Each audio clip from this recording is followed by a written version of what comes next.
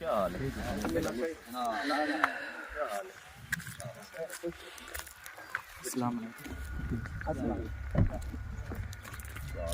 कि जेड़ा तैं आखे ना भाई जिंदाबाद चौथे जाड़े चिट्टे कपड़े पाई बदे कपड़े बदला चा शरीको तो सब बंदे दे पुत्र नहीं बनदे। मैं गरीब दा बाला मेरा है यो हिक्को सूट जिंदाबाद चौथा झाड़ा पाई बदा धोवन दा टाइम नहीं मिलिया। आज रात को धोया सा काल सवेरे वालियो पाई बदा मैं इवें हाँ।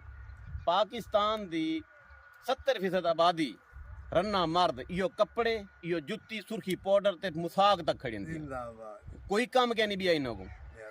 मैं वर्कर आदमी डे नाइट काम करना वाकई मेरे को कपड़े बदलने का टाइम नहीं मिलया बूथा धोने का टाइम नहीं मिलया। 10 मिनट लाने साडे को लाले फोन किते हैं कि मरीज है ते इवें है ते फाले जे या जो है तुसा मेहरबानी करके मेरे को आओ शफात मेरे रब देवनी है।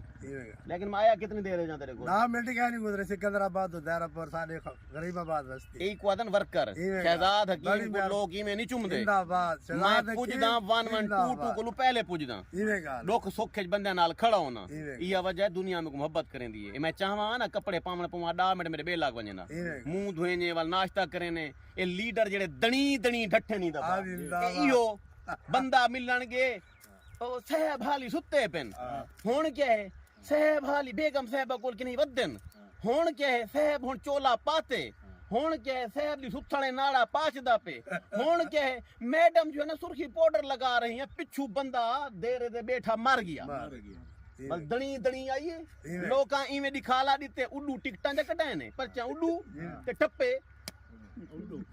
उड्डू ए सिर्फ सुस्ती है ना लोकां दी जेड़े कहीं दी गाल नहीं सुनदे।